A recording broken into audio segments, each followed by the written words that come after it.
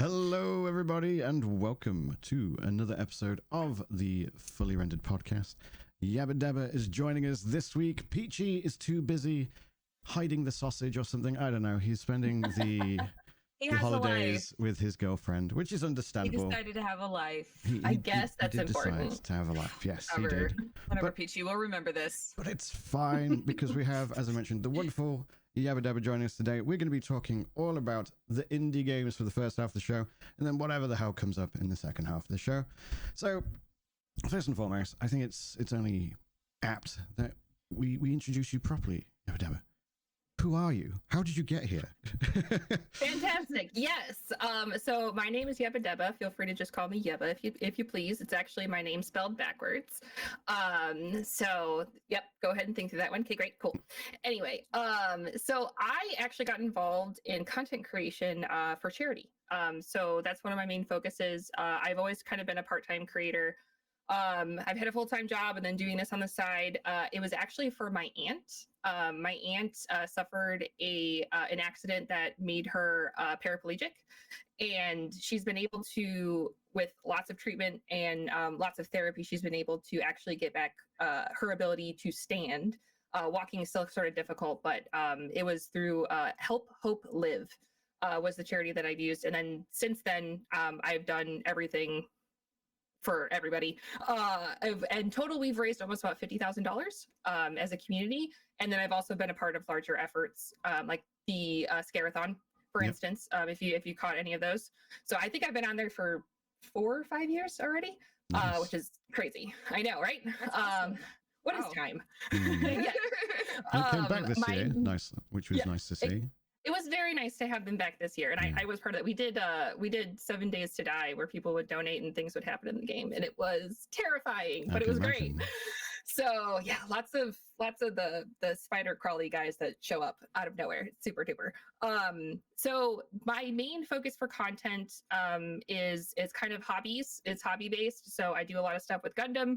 I also, the video games I play, I go from indie, and then in the past couple of years, I've actually snuck my way into some AAA games that I've never played before, including Mass Effect. I'm currently in Horizon Zero Dawn. The Last of Us, you will see a pattern with especially PlayStation titles because I never grew up with the PlayStation. Right. So I thought it would be fun to do that. But yeah, we swear a lot. We have lots of real talks. I have no problem talking about real stuff. Today we were just talking about financial stability and literacy, so that was fun. And yeah, we're just kind of a nice little slice of the internet. So yeah, awesome. I like to think that in some ways you put yourself out there as a bit of an educator on like the ways of life, you know, like I do. The university of life, as it were. So I love that. I love that. So yeah, what inspired me to have you on the show is one, I just want to get guests on the show because it's always fun to have guests on the show. 100%. Obviously, we follow each other on Threads, and I saw that you'd posted that you'd played a plethora of indie games this year, and we on the show like to talk and raise indie games up so they can get a bit more eyeballs on them and things like that. And I thought, what? Still don't have a name for that segment. Idea. We do not have it. We don't have the name for that segment yet. It is literally just it's Peachy's unnamed showcase something or other. Peachy's indie thing. Yeah, we just showcase indie games now, so you never know. Yeah. But I thought, what a wonderful idea to have someone who has played all the indie games come on the show and talk about them. But before that, how was everyone's Christmas? Did we have a good holiday season? Well, it was lovely. It's the 4th night of Hanukkah. Happy Hanukkah. Happy Hanukkah to those who celebrate. Have you had a good Hanukkah, Pulp? Well, I'm with my husband's family this year, so I'm celebrating Christmas. True. Yeah, my mom is having a wonderful Hanukkah though, and I have called her. Yeah, that's good. Have you had a good Christmas otherwise? Did Kevin get you like some massive present that was bought me so many games from the Winners Club?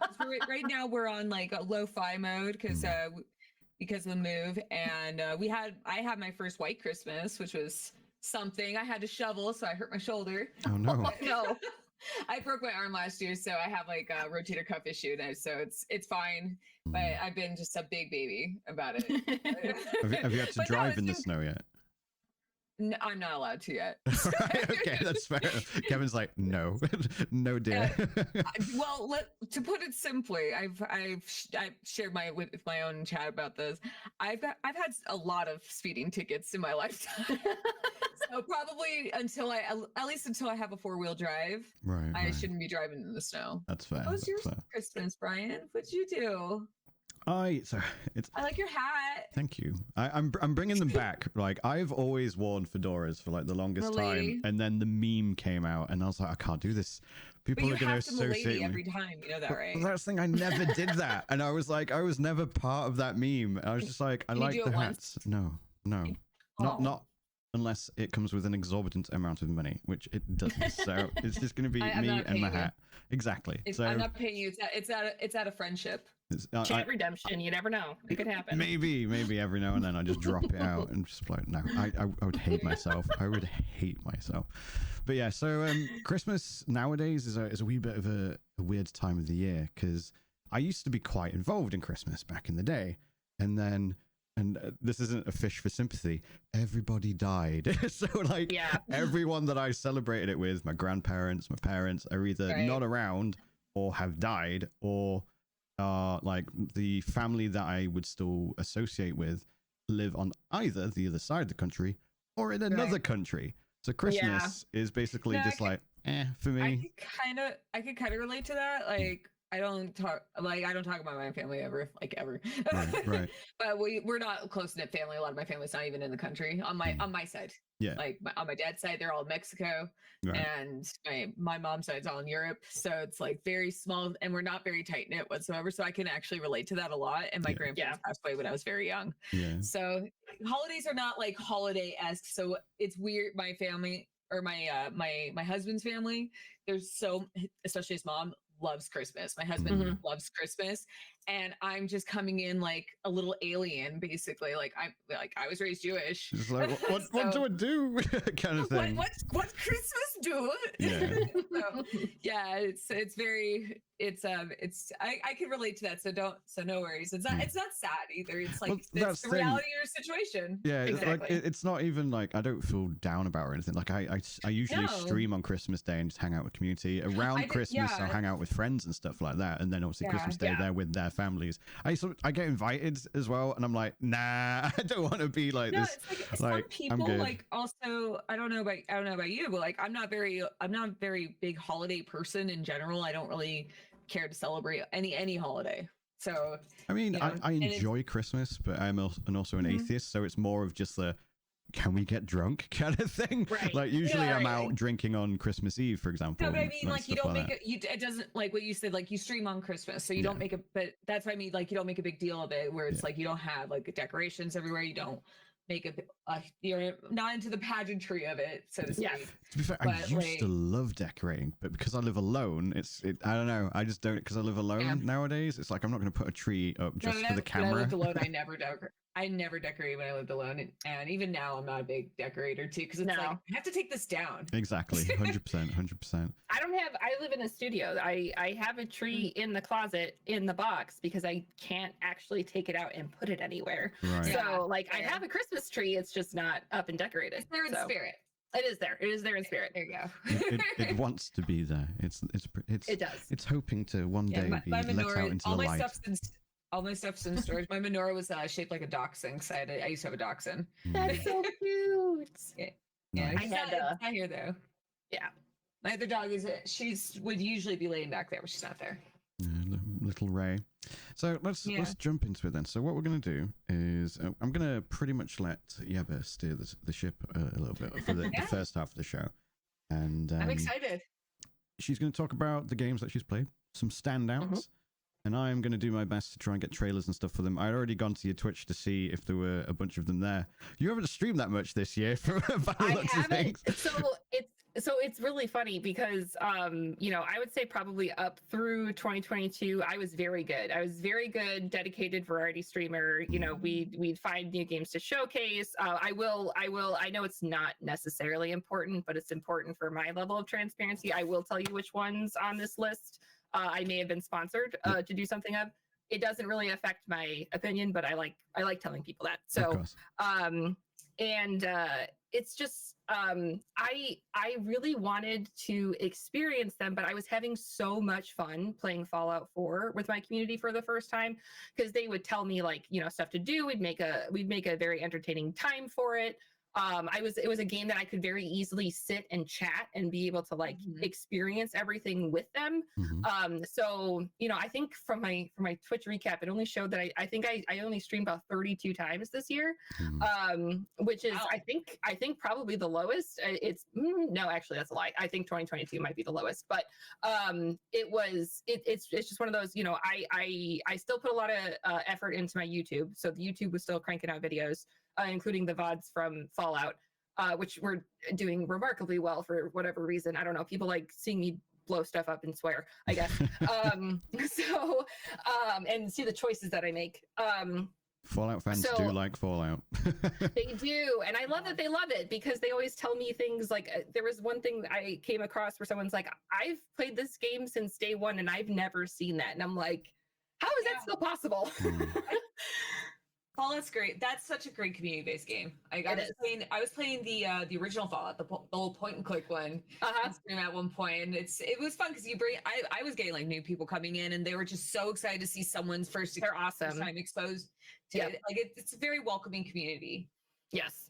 So on my off time, when I, you know, had to take long swaths of breaks, my job was very demanding. So one of the things that I would do would be to wind down. I think in total, I achieved 808 achievements on Steam playing indie games. Damn, girl. That's a lot. So, yes. God. So to be fair, like 200 of them are just from Vampire Survivors. So that one is cheating a little bit, but I love Vampire Survivors. I think I have so many achievements from that game too. I was addicted.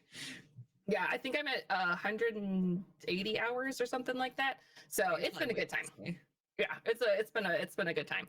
But I did, so I was telling Bryan before we came on air that I went through my Steam and I went through my Xbox and I went through my Switch, and I was like, okay, I just want to make sure that I am pulling out all of the games that I know that I've played, that I know that I like. And the list got big. But I hear these. But I grouped them into like categories of ones that I think would be just a good way to structure them. Okay. But I think it'd probably be appropriate to talk about the ones that I played this year that were pretty standouts. One of which actually just got a new DLC. So the one game that I had so much fun with was Dredge. Yes. Do you know it's got movie rights? I haven't played it yet. It is so much fun. I'm excited. I like simulator. I like task management games. If it has a story attached to it, fabulous. So I thought the story of this was poignant. I thought it was the right level of creepy, but also with the right level of like hope and aspiration. So it has a really good kind of breakdown. I played the Frozen. I don't remember the name of the DLC, but I know that there's 2 other DLCs that I have not played yet that are going to be on my list. I tried my best not to buy too many new games, and of course, as I said that, I bought 13 games like the past week. So right. You know, I'm trying my best, but I'm trying to at least get through it. I was told, I keep saying to myself, I'm on a strict no buy, and like the sale is just so good. Yep. And I'm like, I got 3 Dragon Age games. They were like $8 each, and I was like, I can't pass that up. I can't. Yeah, I got like all the Wolfenstein games and like just stuff that I was just interested in. And I had never played it. I own them on PS4. I'd never played it, and they're fun. Yeah, my husband picked up a few like Doom Eternal for me because I missed. My copy disappeared from my computer. Oh no! Yeah, it's gone. So I have it again. And yeah, like Dredge was one of the games. Actually, a subscriber of mine sent it to me because I had it on my wish list, and I never went through with buying it. So I'm excited. Definitely recommended. It again, the storyline, it was also a fun achievement hunter. Obviously that was my focus this year, was how many achievements can I complete? And then so we're gonna go way back, literally 10 years back. And I finally got back to Transistor. Ooh. Transistor is done by Supergiant, who also did Hades 2, and Bastion. A bit of down cold. Yes, and so it's that beautiful, angled isometric style that I love. So when I first tried this game in 2018, I could not get a handle on the combat. And so I started streaming in 2017, and before that, I was strictly online MMOs. I was an acolyte to Warcraft. I played Tower Defense in Warcraft 3 more hours than I care to admit. Not as many as World of Warcraft. I could have gotten a PhD from how much time I spent on all of my characters in that. But it was definitely like my focus. My first game I ever streamed was actually Fortnite. And once I got streaming and met the community there, I quickly switched. Just like, farewell, I remember you. Yeah, it was fine when it was all the PvE stuff, but the second I was there right when it switched to PvP and then became open to everyone, I was like, no, I'm done. Yeah. That's we're good. Yeah, but then my community bought me Stardew Valley, and that sort of just catapulted everything into everything that I've sort of been into now. So one of the games that I tried was Transistor in 2018, and I was struggling with it. Now that I've had more experience, and now that I've played other games like that, I played XCOM 2. And I mean, I played even like Mario and Rabbids, like the same type of good turn-based tactics game. Yeah, It's a I've heard that's a really game. good one, actually. It's very I've never fun. played it, but It's very fun. It's really good. Yeah, it's goofy, which is appropriate when it comes to anything Rabbids. But Transistor, I have not 100%ed the achievements, but I've gotten, I think, 70% of them. And the story is beautiful. The story, the music, the art. It's just it's so art deco. Like, I think anybody from that era would be like jealous of how much it was designed.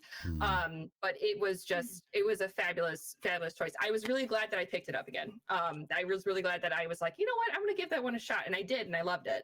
And it was way better this time around. Way easier. The art and music alone like stand out. Stunning.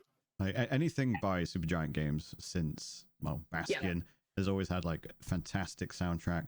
I listened to pretty much all the soundtracks from Supergiant Games. Yes. Supergiant Games, because that's the name of the studio. Like to this day, like I have them playing on stream or in the back of videos on YouTube, stuff like that. And the singing in Transistor in particular is just so good. Gorgeous. So good. And the art style again is just it transcends time. Almost in some ways. So, it does. And even though it's a game from 2014, it still ages really well in terms of graphics, just because of how it was designed. Yes. And I think that that's a really important, it's like Stardew Valley. It's like a bunch of those other ones where I think that that's a really important legacy piece when it comes to these types of games.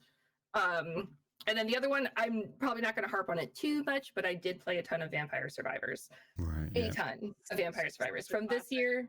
And this from last year and this year, and I did get a key for the Old Transylvania DLC pack, which is absolutely spectacular. I'm very excited to play that. I was playing a lot of Vampire Survivors earlier this year in January because I was still in a cast. Yep. So easy. It's a one-handed game. Mobility. It's a one-handed game.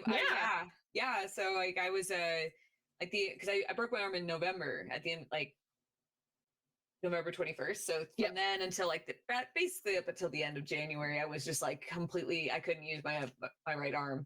Holy smokes. Yeah.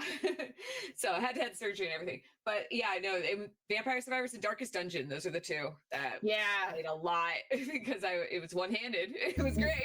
100%. And I have a buddy, Metwick, who plays Darkest Dungeon, and I'm in awe at what he's able to pull off in those things. I died to the hag, like I can't even tell you. Oh my god, that game's so hard. It's so hard. I love it, but it's so difficult. Yeah, it's like if I wanted something this hard, I'd go back to Elden Ring. Damn. So all right, so this one is actually from this year, and I think it is one of the most creative games that I have played, sans like two that I can think of, and that's The Plucky Squire. And I know this one has been promoted within streaming circles because it should be. It's very, very charming. It's very charming, and I was expecting it to have certain aspects of going in between, but how seamlessly it goes from 2D to 3D to interactive in the real world in the game was not only seamless, but it was just a really fun story time.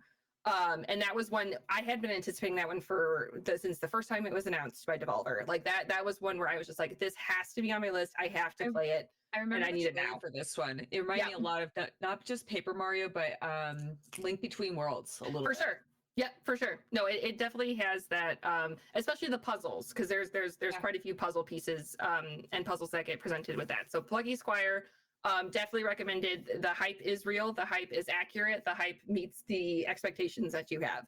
I also like that it can be easy or as hard as you want it. So it is a game that genuinely says, do you just want to have fun? Or do you want to like actually have a little bit of a challenge? And that's something that I appreciate too. So that's interesting because I was interested in the Plucky Squire, and unfortunately I think it also in a lot of ways got overshadowed by Astrobot, which just basically took the planet by storm. But in some of the reviews that I was looking at, they mentioned that it was a game that in terms of difficulty, like the puzzle solving stuff like that, it was definitely more aimed at children. Yeah. Whereas you're saying it does have some scaling difficulty in there that you can adjust? There's some combat. There are some combat times where you can fight things. Those could definitely scale up to be a little bit harder. The puzzles obviously would be harder to change just because those are so set into the environment. Yeah. But yes, but I would say that there are some pieces that the difficulty does change, but I would say that it changes even more towards you have no challenge at all. Right. Is probably the place that it shifts the most of being like, you just want to like bypass this guy? Okay, great, cool, bye. Right. So, and I think that's I liked that aspect just because there are some times like I'd like to play a game and not get frustrated. Of course. Unfortunately, I show the frustration very easily on my face, which is me too. Yeah, it's not great. It's great because everyone they'll come in and be like, "Your eyes are so intense." I'm sorry. I'm focused right now. All right, I'm very focused. I'm very distraught at the moment. Why isn't this going the way I want it? No. 100%, but it was I really enjoyed that one. I'm probably going to play it a second time if I'm honest. Okay. Just to see kind of the variations that I can have. The bugs are kind of creepy, I will say that. So if you do have like any type of bug phobia, they are very realistic and very creepy. But to me, that's fine. If they were mechanical sharks in water, then I'd have to maybe skip this game, but that's a whole nother thing. So yeah, I'm having a great time with Horizon Zero Dawn with that. It's awesome. Love that. The last one is probably one that people remember from 2020, but I don't know a lot of people who played it, and that is The Longing. The Longing is a game that takes 400 days to beat. Is that by Studio? Is that why it's called Longing? Swoof? Swoof? That's a good question. Is it like a pointy nosed, skinny? Yep. Right. Yep. Cool. Yep. That's making sure I get the right trailer. Oh yeah. I guess I've heard of this one before. It was on my wish list. So depending on the things that you do in the game, you can speed up in-game time. I think the highest that I got to was like 18 seconds in-game per 1 second here. So you can speed up to get through the 400 days faster. Right. But this game forces you to play slow. There are no fast tracks. If it takes a week, if it takes a week for moss to grow, it takes a week for moss to grow. Right. And it was just such a cool experience to play a game and go slow.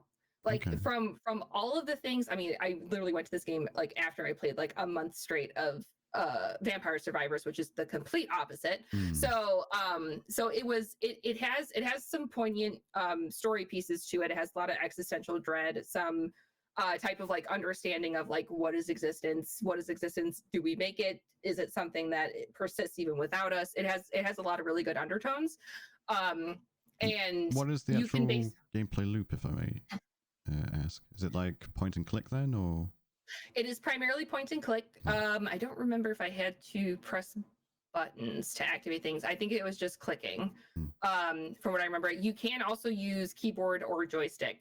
Oh yeah, the other thing that helped with playing a lot of these games, I got a Steam Deck this year, and that was very beneficial to being able to do a lot of this, especially from the comfort of my couch. And but it just, I was shocked at how much you were able to do. And like, even when you got to one part, there's one part called the Halls of Eternity, the time stops, but you have to go through it. So you're like, how far do I go and how much do I do? Because it's to my detriment because time's not moving. Right. And it literally goes on forever. So it was like just a Yakuza something. mini game. I have heard nothing but good things. I'm actually probably going to start that one, Yakuza 0, fairly soon. Yakuza 0 is so good. I haven't beaten it yet, but that is such a fun game. I've seen my friend just play it a ton, and I'm like, I need to play this game. Like, it needs to happen. That's a very dedicated fan base too, but they're very welcoming as well. Yeah, I haven't really met a fan base that hasn't been nice. I've met characters that haven't been good. I grew up with Gundam, so I'm kind of used to it with the naysayers. So Right, yeah. But no, but the longing, I think for me this year, I think it's my hidden gem. And I know it's from 2020, but like, I put 158 hours into that game. And some of it's idle, some of it I was able to have open all day at work. I was just, he sat down and read Moby Dick. And that's something that helps time read faster. It is the actual book of Moby Dick, okay. which I have also actually read. Is Moby Dick public domain then, or? It is. It is public domain. Same with a couple. There's a couple other ones that are in there that are public domain. And there's a lot of hidden stuff. There's a lot of things that you wouldn't expect. But it's the best aspect of the game was that it forced you to slow down. And I think that was something that was really cool to experience. It's certainly not for everyone, but if you are dedicated and you really want to find something out that you didn't know you were capable of doing, it's kind of a cool experience. So okay. That sounds remarkable. Yeah, so those are my games from 24. I will give you both the choice. Do you want my hidden gems or do you want my favorites of all time? We've got another 25 minutes, so how about we start with your hidden gems? Yeah, I want to hear hidden gems. Yes. All right. How do we feel about deck builders? Have you guys had experience with deck builders? Roguelikes? I like roguelikes. Deck builders, sometimes I have to be in the mood. So, yeah, but I like them. When I'm into them, I like them. But when I'm not in the mood, I'm not in. Yeah, I think I have a similar opinion. I think there was a point where someone was like, ooh, what if we add cards? And then people were like, that's a novel mechanic. Cool. And then everyone went, what if we do that as well? And then it was just like, oh, everything has cards in now. And it kind of it was just a little bit off-putting and somewhat put me off the genre and the whole mechanic. Card battle systems, that was a thing for a bit. Yes. Are you about to drop Slay the Spire or something? Or no.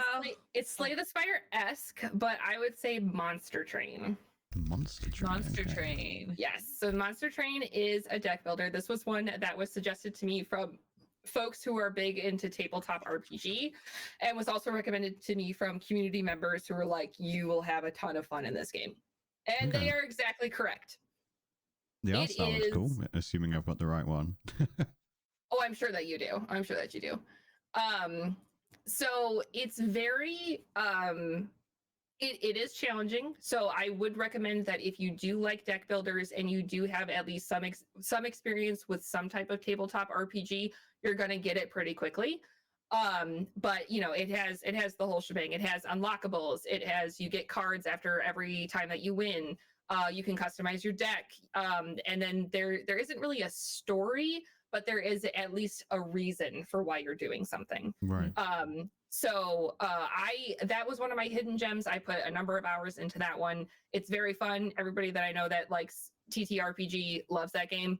And that was one where if you're into that and you also want to experience something that has not quite a super novel prospect, but like the fact that it's stacked train cars, and you have to methodically go through everything, it definitely has a good amount of strategy in there. It's not just placing whatever good card you have. So it is a little bit of a thinker, and it's one of my hidden gems because that's a game that you can sink a lot of time into. Right. I saw something about Northern Lion at the beginning of the trailer. Was he involved in its development, or? Oh no, he's just quoted as best deck builder. Okay, it doesn't matter. Yeah. he just really liked it, and they quoted him. Yes, I love Northern Lion. He is amazing. He's basically like, oh my god, he's one of the content creators my partner and I can agree to watch pretty regularly. And he's just if you've ever seen him play Scene 2 Nerdle, it's like watching Da Vinci paint. The guy knows so much about movies and actors. I'm like, how do you even store this information in your head? I don't understand it. Okay, next one is from 2022. This one I did receive a key for, and I'm so glad that I did, because it is one that I went back to and 100%ed after I played it, but I didn't play the rest on stream. And that is Bear and Breakfast. You're a bear that runs a bed and breakfast, right? You're a bear that runs a bed and breakfast, right? Yes, I've heard of this one. It looks adorable. Yes. It's adorable, and there's so much heart into it. And if you like task management and you like management games, it has a little bit of a Sims component where you're able to build and customize all the different rooms. Everything has, everything has a reason for why you're doing something. And it's a very, very progression-based game. So you can play as much as you want. You can play as little as you want when it comes to any of those things. So I like task management games. This one scratched every itch. He's so cute. Like I can't even process how cute he is. He's such a dork. And it's just all of the characters are, and it's a lot of tongue-in-cheek humor. It's a lot of the type of, this is like, I can't believe this is made like geared towards, it's not really geared towards kids, but like kids could play it and they're not going to get half these jokes. So it's like so 90s that cartoons kind of thing. Exactly. I'm just so that mesmerized by the animation. It's so cute. Yeah, and it's like the 2D, like slightly isometric. It's a very, very, very cute game. Yeah, I've heard good things about this one. Very, very good things. And I don't really have it wasn't really until this year where I have like a gumption of like, I need to go back, I need to finish this game. That was one where at the start of the year I put it on my list of like, this is a game I'm going to finish this year. And I'm really glad that I did. There's a lot of heart. There's a lot of heart in that game, and you can tell that they did that. So along with the cutesy vibes, there is a game, and I hope most people have heard about this one. It's called A Little to the Left. Okay. It is familiar. That sounds super familiar. So you play a person who is organizing everything in their life. So it's kind of like unpacking. Yeah. But it's all puzzles. They're all puzzles. Some of them you can solve many different ways. Some you have to solve one very specific way. And it's they're still coming out with DLCs for it. The most recent DLC I think was over this summer. Oh wow, yeah, there's a bunch. I think it's stars. Has something with stars in this one. Right, it's endless puzzles essentially. Yes, and then they do holidays. So they do holiday puzzles. So usually during like Christmas time, there's usually some that pop up. They have daily challenges. You can do achievements to log in, for an X amount of days and complete a puzzle. There's ones where you can like never ask for a hint. So it can be very challenging, but it also guides you pretty well to not be like too rough of a time. Right. If you're just there for the story. If you're catching a theme, that's the theme. Yes. So that one came out in 2022. That one is if you're just kind of looking for something kind of zen, or if you want something to do maybe while you're just talking with chat, but you want something up on the screen, it's a really good option, especially for engagement of being like, no, put it on the gold one or something like that. So, okay. This one is also from 2022. I have a lot of these from 2022. That was a good year, apparently. It was. If you like Nancy Drew, if you like puzzles, and if you like pseudo police procedures, you would like Strange Horticulture. Strange Horticulture is you are a botanist who inherited a store from a family member. I don't remember if it was your grandfather, had some Stardew-esque vibes to it where you inherited something from a family member. You have to learn what plants do what based off of what people are asking for. And if you give them the wrong plants, they die. I was gonna say, I've heard about this one as well. Some of them can kill you. Yes, some of them can kill you. Some of them you can also make different choices. You can choose not to help someone. You can choose to give someone the wrong thing, knowing it will do the opposite, knowing it's going to screw them over. Right. So there is a story aspect to it. Every decision, not every decision, but I would say 70% of the decisions that you make in the game do affect the ending that you have. And there's multiple different endings that you can have.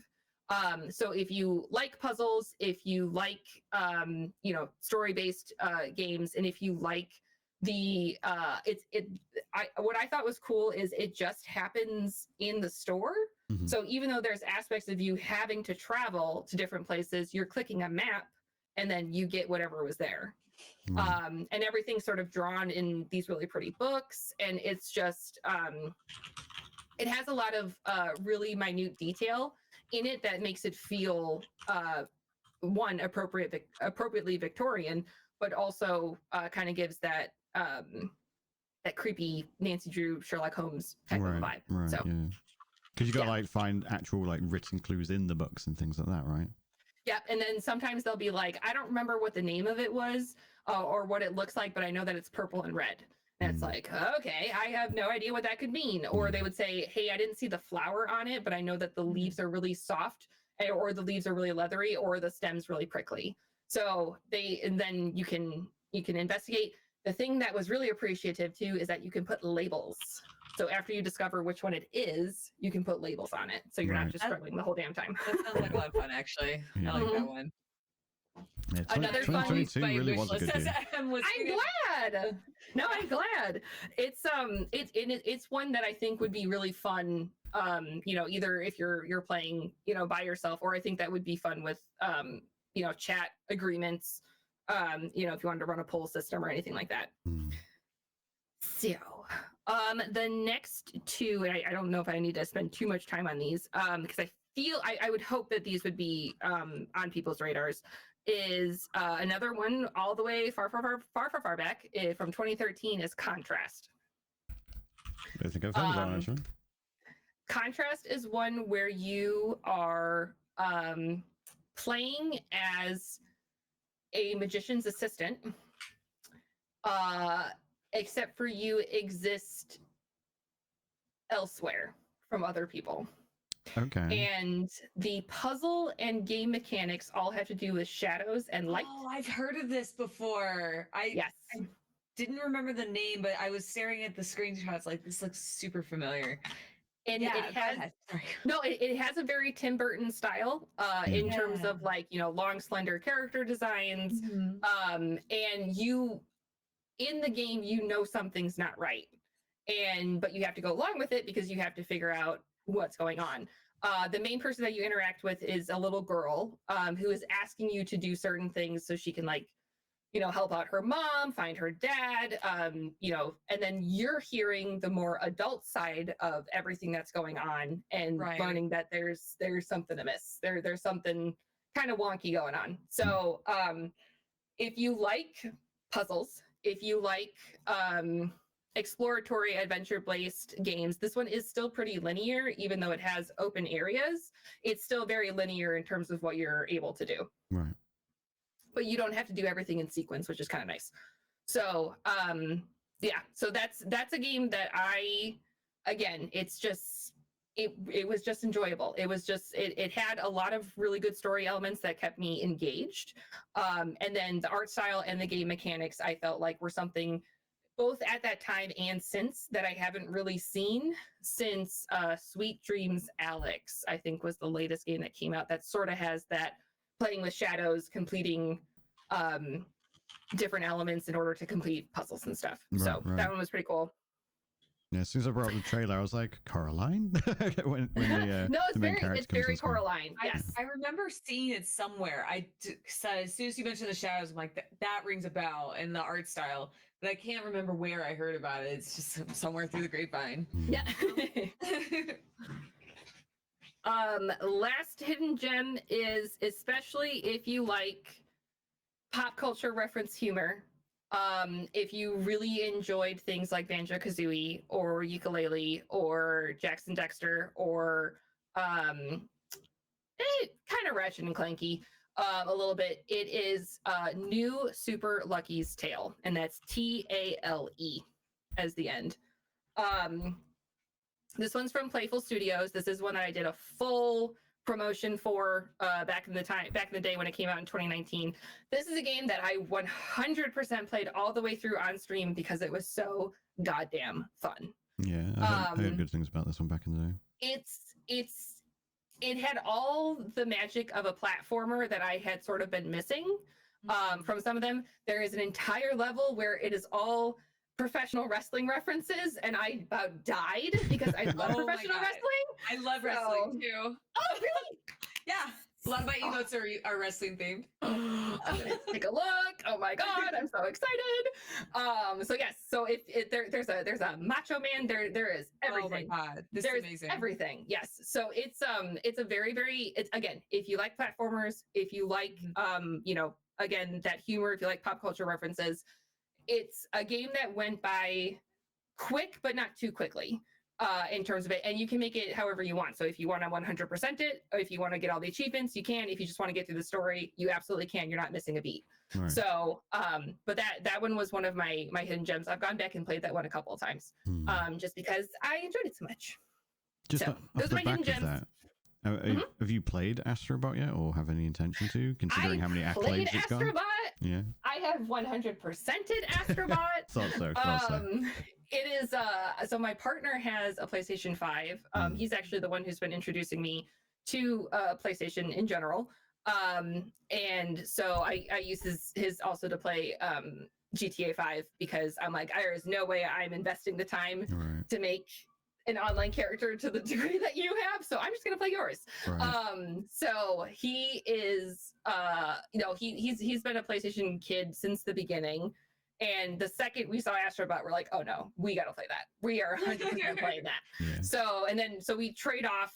We found out like whatever everybody was good at. So we were able to find the ones. I was pretty good at the more exploratory levels. And then he was pretty good at like the speed, the speed tests and anything that has to do with those challenges. Right. The only level we haven't beaten is the last one. When you 100% the game and then you go to the statue and you're able to go somewhere else and find something, but we haven't beaten that one yet. I believe they've added some more since the release as well, like 3 perhaps. I don't recall the exact number. I think there was like a holiday release. Yeah. Mm-hmm. Yeah. So I haven't played that one yet. I just figured it would be your vibes. I was like, have you? But it is very much. Of course you have. Very, very much so. And I thought all the ode to all of the different IPs in the games was spectacular. I wanted to take the little Spyro that they had and put him in my pocket and take him with me forever. So so all in all, it was a very, very good time. It was a stellar, and it was just nice to play after work. And there were some levels where like I was done with work early and he wasn't, and he's like, beat this level, and I'm like, okay, I got it, let's do it. So, no, don't force this fun upon me. Yes. How dare you. Yeah. I guess I'll just sit here and play video games, which is what I prefer to do most of the time. Horror. So, and then I have to get up and cook dinner, which is also what I love to do. Great. So, yes. Nice. So yeah, those are my hidden gems. I also, it's just, they were ones that definitely stood out to me. I've tried a couple similar to those games, but they didn't hit nearly as well as some of these that it listed. So yeah. I was gonna say, because you mentioned Ukulele, which didn't really go down that well when it came out. That was the one with the snake and. I remember there's a lot of hype around it before it came out. Yeah, because everyone was like, "Oh, it's gonna be like Banjo-Kazooie and all that," and then it kind of flopped. But they've remastered it recently. Have you given the remaster aganders or? I have not yet. No. Yeah, I don't think a lot of people will, to be honest. But it is what it is, unfortunately. But yeah, your favorites then. Oh, my favorites. Oh my goodness. Okay, I'm actually gonna start from the bottom and go up because I feel like I need to. The first one I wrote down is definitely the first one I wrote down is definitely like that. I have to talk about this game. Right. So First one up is actually a horror game. Okay. Oh, I'm definitely gonna check this out then. It is called Among the Sleep. Wait. You play as a toddler. Yeah, I've heard of this one. Yeah, you play as a toddler, and there's a bunch of scary stuff that happens around you, and you are running away from something that is chasing you. Because you're a toddler, you also have a very imaginative way of looking at the world. So you warp a lot of the things around you to become, a forest, or you're going through, dark tunnels, or anything like that. I will say, trigger warning up front, that you should look into the trigger warnings for this, because the end does have the resolution when you go, oh my god, at the end, it can. I feel like it comes with the territory. Playing a toddler, there's going to be some sort of revelation like that. Yes, it's one of those. 100%. It was one where I recommended my dad should play it. My dad's also a big gamer. Both my dad and my brother and I love that. Yeah. So he was like, if I'm gonna play this game, you got to be in the room with me. And I was like, totally fine, let's do it. Yeah. Big burly, linebacker looking dude playing this game. So we're playing, and we get to the end, and he goes, you need to warn me before that happens. And I'm like, I mean, I did. I said that, it has some things to do with it, but it is my favorite experiential atmospheric horror, like indie game that I have played. It's creepy. It's one that I always recommend. If you also like things like Little Nightmares, even though it doesn't have the same camera view, it has the same feeling of like there is something unsettling in everything that I do, and I don't know what it is. So yeah, I remember seeing this like way before I was streaming too, and seeing like let's players like were playing this when it came out. Yeah, so I never watched any footage of it. Yeah, I do know of the game. Yes, it's a very fun. It's a good game to have scare alerts on for. Right. Yeah. In my opinion, how like jump scary is, and that's like my biggest frustration with like a lot of it's horror. More creepy. It's more creepy than jumpy outy. So like you'll come, it forces you to face things that are going to happen. It's kind of like God's basement, where like I know if I open this door, something terrible is going to happen, but I have to go through the door because I can't do anything else. But it doesn't feel cheap. It kind of has a layers of fear element to it, where it's just it's odd things like boo scary, like exactly. But because like that was always like whenever I played some indie horror games, a lot of indie horror games unfortunately are just so reliant on jump scares. 100%. Yeah, so yeah, no, I'm gonna probably check this one out because I just saw it like not even $2. Suspense horror is often done poorly, unfortunately, that type of thing. Unfortunately, I agree. Yeah, that's one that usually when people are like, I need a horror game and I need it for a scary stream, and I'm like, have you played this one? This is usually the one that I try to recommend. The graphics don't age particularly well, but I feel like it's more of a stylized choice than it is necessarily like an age technology choice. So just know that going in. I feel like anytime like they're trying to do hyper realistic, that's the only time I'll be like, it didn't age too well. But it's a stylistic choice, I could kind of forgive like some datedness to it. Yeah. 100%. Oh, and your best friend to lead you all through this is a talking teddy bear. Oh, lovely. Yeah. Who looked remarkably creepy at the beginning of the trailer. Yeah. I'll play it for you, Brian. Yes. I'm glad, thank you. Marvelous. Okay, to go to the complete opposite side of the spectrum. Hello Kitty Adventure. I wish. Unfortunately, I don't know if that would be considered an indie game. True. But my next one is actually a year later in 2018 called Wander Song. WANDER Song, SONG. It is so tongue-in-cheek, and it's side-scroller, and it's flat 2D, which are two things that I love. I've seen this one before, too. I love that this one, the ESRB rating is E for everyone, mild fantasy violence. Sorry, that just tickled me. And it is one that I just had so much joy when I was playing it. It was one that I started on stream and everyone's like, this is really cute, but like maybe let's try something else. But I was completely enamored with it. I've replayed it probably 4 times. It has a really cool mechanic with if you ever played the game Hue. I haven't, but I was just seeing it on screen. It's very interesting. So you're a little character that, well, in Wandersong, you're a character that goes through, and then you have a color wheel that is also musical notes. And you have to go through and, you have to, please people, solve puzzles, figure out different ways on entering, and they're all music-based. And again, it was just a game mechanic that I, at that time, had not experienced, and it really had stuck with me of just being able to go through really all of that. And it's so funny. It's just so funny, so delightful.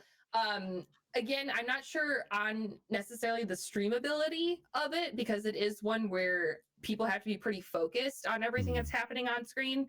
It doesn't also have any talking over, which I know can be hard.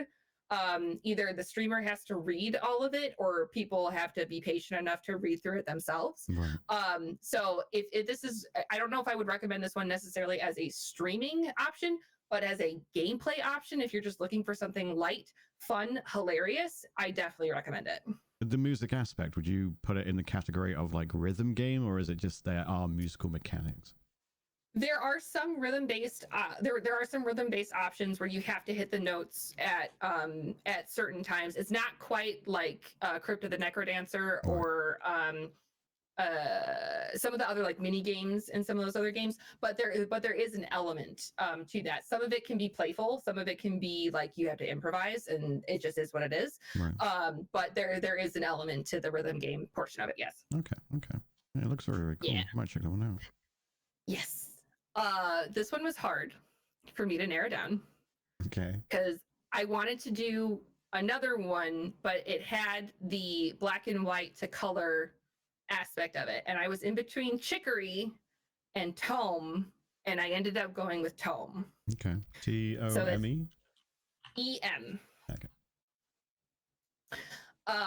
This one is, again, there is an element of lightness to it. It's because the next two that I'm going to talk about are heavy, but the element of light in this is so enjoyable. You are going on an adventure, and you are, it's kind of starts out like Pokemon, like this is your grand pilgrimage, you're going to do this, oh, I remember the first time that I did it, and anything like that. So you are traveling your way, you're helping people along the way, you're figuring out puzzles, there are certain achievements that you have to complete before you advance, and it's just, again, it's just a humorous, cute, I don't like, I could see that.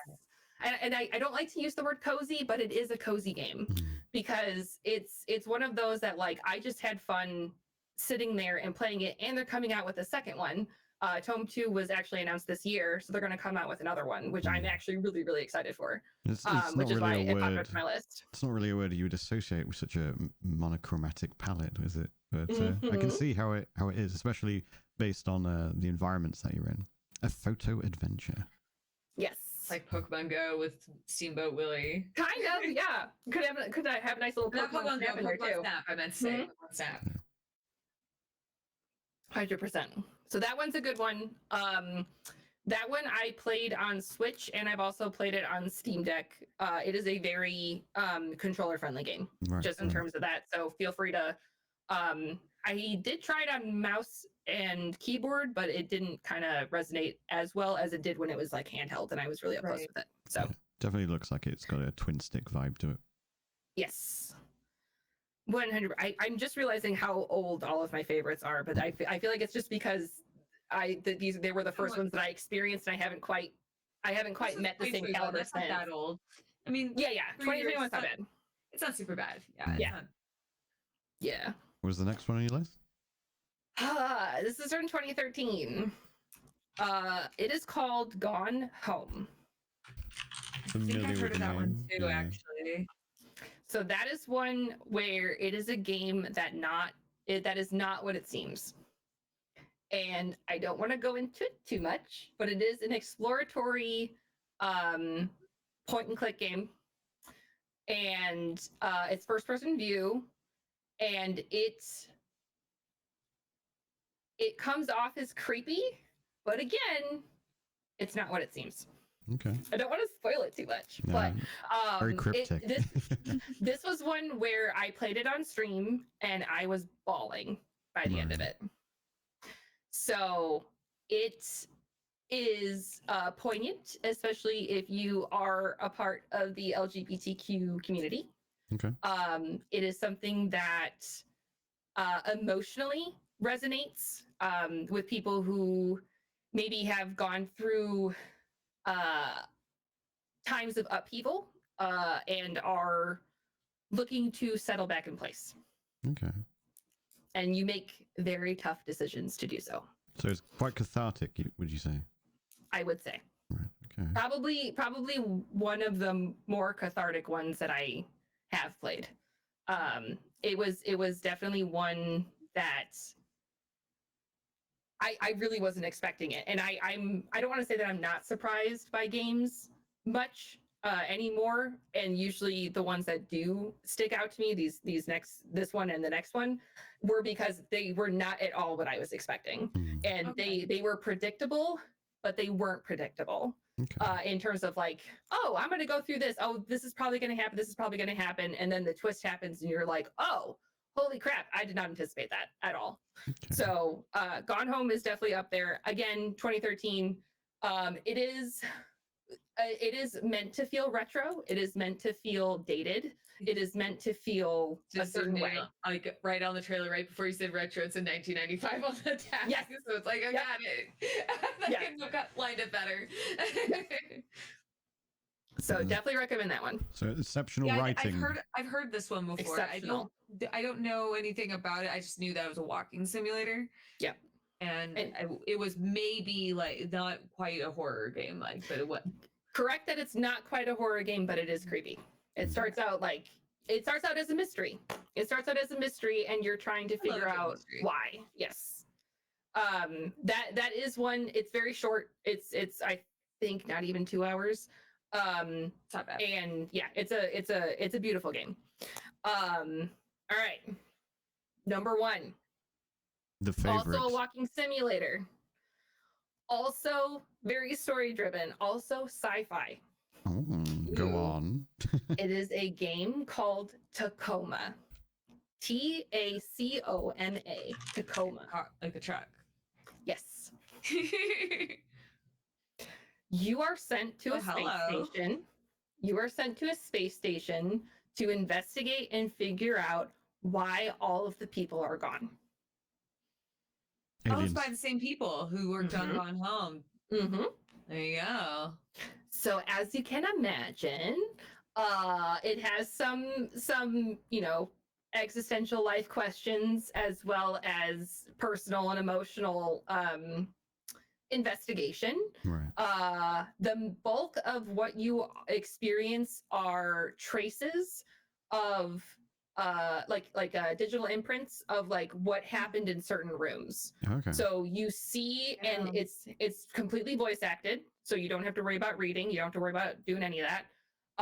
But you just yes, super nice. And it's so you experience people having conversations in the room with them, but they're not there. So you have to go through and figure out what the hell happened.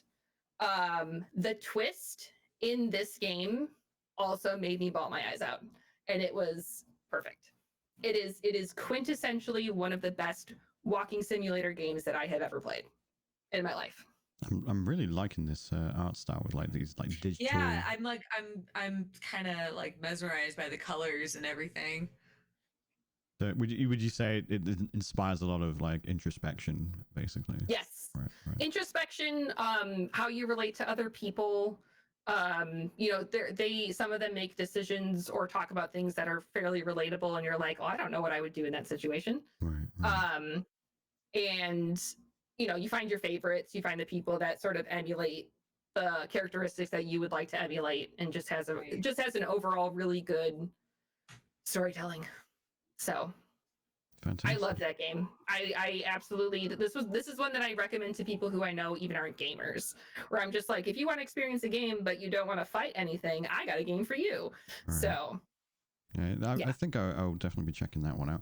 My stream nowadays is very $5 right now too. Yeah, my stream nowadays is very action RPG orientated. So Diablo 4, Last Epoch, PoE 2 at the moment. But this is something I'm definitely going to I have play 7 offline. in my cart right now just from listening to you. And I love it. Actually, every single one's on sale, and it only comes out to like $31. That's the beauty of it. It's time to buy them, and also a lot of them aren't, they're not that expensive to begin with, so discounts are fantastic. And they're not too time intensive either. Unfortunately, the one that I'm playing right now called Potion Permit is very time intensive, but I love it because it is like, oh my god, it's Stardew on steroids basically. But it's more magical than that, which is pretty great. So, but yeah, those are I think my top 3 lists. Just for shits and giggles, I also put down idle games. Idle gaming, great for depression. That's literally what I labeled it as. Tons of content, endless like Stardew. And then I have scary. Then I have my scary game recommendations. So right, okay. Which one I mentioned was God's Basement. That was one that I. Yeah, and I'm always open to horror games. Like the last indie, well, it's like it got a lot of attention. Was I got really into mouthwashing when that came out. I heard that is one that people were like, I know you are not in the mindset to play this game right now, but put it on your list. One of the things that kind of bummed me out, and this is a personal problem, not the game, was I decided to stream it and I wasn't fully paying attention, so I missed some of the key story points. And I'm not saying I would never recommend not streaming it because it is such a great experience, and I think but there was a couple of things where I'm like, I feel like I'm missing something. So I went and sought out videos. Anytime I'm confused about a game, or if I really like it, I just want to see more of what other people think of it. Yeah. And there was a few story elements that I was like, oh, well, now that explains everything. Why I was so confused at the end. I missed it. So that's why I say, let's say it was more of a me problem, but it's good to know. That's good to know. Yeah. It is heavy though. The content is that, and that's what I meant. I missed. It was, I didn't catch. I was like, why is this? What was the heavier part that I missed? Right. It's so subtle in the dialogue and picking up on just because the tone, or sorry, the storytelling, they go back. It shifts back and forth. Oh, okay. So it was kind of I because I was semi distracted. I missed a couple of things, but wonderful. Good to know. Nice. Yeah, I have had that one recommended, as well as the Hellblade series. Yeah. Which people are telling me also be in a good headspace before you play those. And I was like, okay. Yeah, especially the first one. I played the first Hellblade on stream, really early on when I first started streaming, and I didn't beat it because I got stuck. And I came back to it. Actually, my husband and I played it together. Sometimes he'll sit next to me and we'll have an audio splitter, and we'll experience things together while we're on stream. Nice. And it's definitely pretty heavy. I do have the sequel, but my PC is not powerful enough to stream that simultaneously without it looking terrible. Yeah. It's because they look great. They're beautiful games. They do require a lot of power, and I need a new processor on my PC. So I just rebuilt one session, and I was like, nope. You know what? It started stuttering a lot during combat. Let's just take a break from that. Something for you to look forward to in the future, I'm sure. Yeah. I rebuilt my computer somewhat recently, so no, that is definitely one that I want to have on that, and then just the go audio. ahead. So because she's schizophrenic. No, she's schizophrenic. Yeah. So it's 3D audio, so you could hear the hear it behind you sometimes, in front of you. Ooh. And it's great because they utilize the the sound, like, and the voices in her head while you're doing combat. So like while she's fighting, you'll hear a voice say something like behind you, and that's a way that to know that there's another enemy that popped up behind you. They'll tell you, they'll even prompt you that, like, if you're paying attention close enough, they'll tell you like, hey, dodge or look out. Yep. It's very clever. I think after I played so many third person games since then, like Mass Effect, and I'm hopefully finishing up Horizon Zero Dawn here soon. I feel like now that I've experienced that, I might be better at playing this game, and I feel like I won't get as frustrated, because that's I mean, really, when I started streaming, the reason why I gravitated toward these is because they weren't combat based, and they weren't action based, they weren't first person shooters, and they weren't any of those things. I'm better at those now than I probably was also with first person shooters. They're not difficult. They're not difficult. Exactly. It's very simple. I think the only thing I would say is that they don't, because there's no tutorials. Oh, okay. They kind of throw you in. I mean, they tell you how to fight, but like, it's not. They really try a little to, like, trial and error. Yeah, and like I remember when I played it the first time, there's a slowdown effect that I totally forgot about. They tell you to do it one time, and I entirely forgot it was there, and I remember dying on one fight. I was really frustrated that I accidentally triggered it again. I'm like, oh, that's what I do. There, so they really try to hone in on the immersion, and they do an excellent job. Nice. Yeah, so, but it's not difficult by any stretch. Yeah, okay, good. The combat in Hellblade is probably one of its weaker points. I use that word loosely. Yeah, it's pretty much one button. Yeah, it focuses on everything else a lot more. And if you're into all the binaural audio more kind of thing, based, more puzzle, more walking simulator in that aspect. Nice. Yeah. There's some combat. There's like probably a couple fights like that are that might take a little skill, but it's not that bad. Yeah. It's more of a timing thing. But let's wrap up the first half of the show. So we're going to go to break. Now, Yebba, when we have our break, mics are hot. And sometimes we talk about random bullshittery. We had an episode where we talked about bags. And like how nice it was to have a backpack instead of a tote and things like that. Yes. And Gwyneth Paltrow's candles and stuff like that. I'm personally going to make a cup of tea. God. Chat, we will be gone for around about 5 to 10 minutes whilst we just get like refreshments and stuff. We recommend that you do the same. Go stretch your legs and be back here in the next 5 to 10 minutes. Music will be playing, some lo-fi chill, and we'll see you shortly. Don't smoke, guys. Welcome back, everyone, to part 2 of the Fully Rendered podcast. We are today joined by YebbaDebba. Do not smoke, not her or anything else for that matter. It's bad for your health. So what we're going to do is probably give Yebba a bit of a rest on the vocal cords. I'm going to touch on a topic that I thought was interesting, and then we'll talk about the games that we've been playing very recently. And then we've got a couple of small topics to maybe throw in if we've got time. So first and foremost, at the Game Awards, the place that advertises all the new games coming out, there was Okami, there was Onimusha. I was so hype. Yes, there was a lot of hype. We were watching it together, and as soon as like the drums were going, I'm like, wait a minute, I recognize those. That dog seems familiar. But that dog is familiar. But off the back of that, people have obviously gone, yo, Capcom, what's up? What's all this dormant IP suddenly no longer being dormant? What's going on here?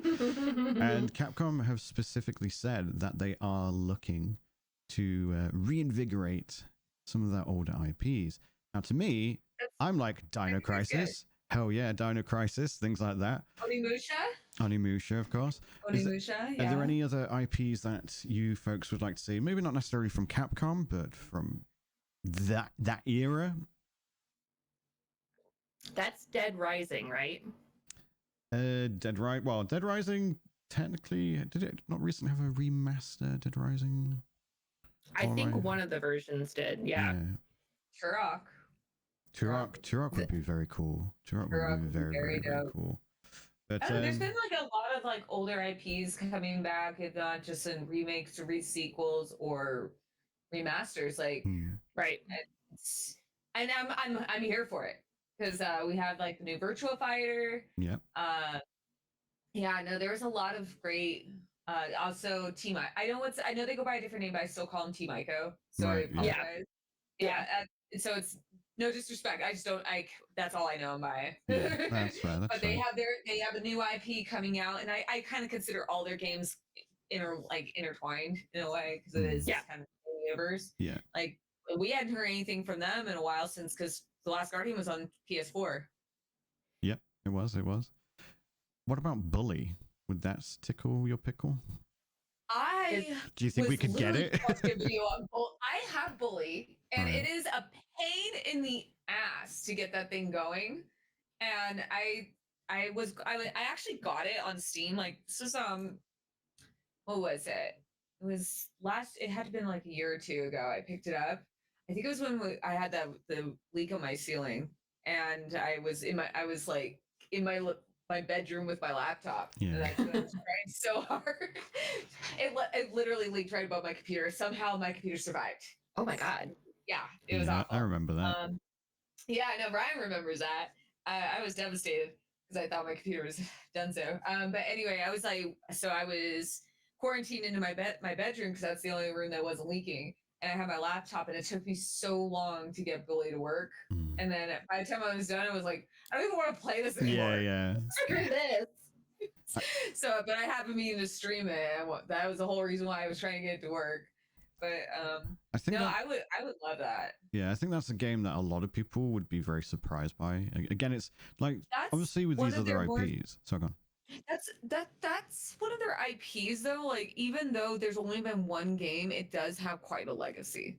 Yeah. Yes, absolutely. And the thing is, like with all these older IPs, we know for the last, I don't know, decade, 2 decades, all these publishers are like, no, it's a risk. We can't do it. And they're all gargantuan publishers, so they're all about making the short-term profits rather than the long-term profits.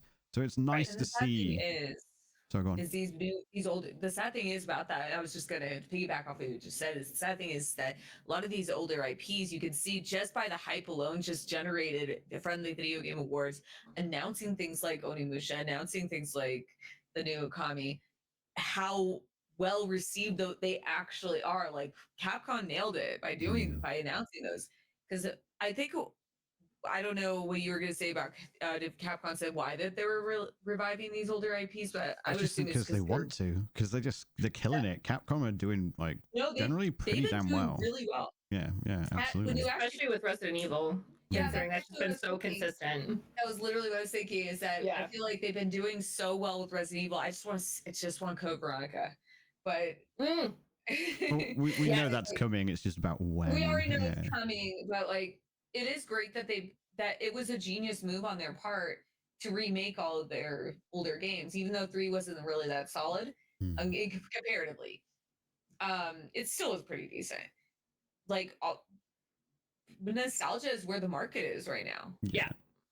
And it's nice to see Capcom leading the charge, because obviously if they have any modicum of success, then all these other big publishers like your Activisions, etc., who've got a huge catalog of IPs that are just waiting to be reinvigorated. It's going to be pretty nice. A small discussion question for you both then. What is a game that you specifically would love to see like just rebooted or not remastered, probably remade, I think is the best, because like a remaster, like you can do with mods in a lot of these cases. But what's a game you would love to see, or an IP you would love to see them just bring back and go ham on? Like AAA budget. I have one. I'm not fond with how it's been handled, so that's why I'm like hesitant to even answer that one. Okay. So one of my favorite games of all time was Valkyrie Profile, the original one. Okay. Love that game, but that series has been so poorly handled. Right. Like the sequel prequel that came out on the PSP or PS2 was okay. I played the DS tactics game. It was fine. I even played the mobile game, which was odd. And I played the last one, and it was awful. Like, sorry, whoever worked on it. Right, no, that's fine. But the only reason why I actually bought it was because I wanted the port, because it's not the port of the original. And I didn't know that there were so many changes to the original for the PSP version that they made. Yeah. Yeah, like even something as simple as like the way the inventory management was. It was awful. yeah, I think they made it all like alphabetical order instead of like it was something they changed it and I was like, I can't find anything.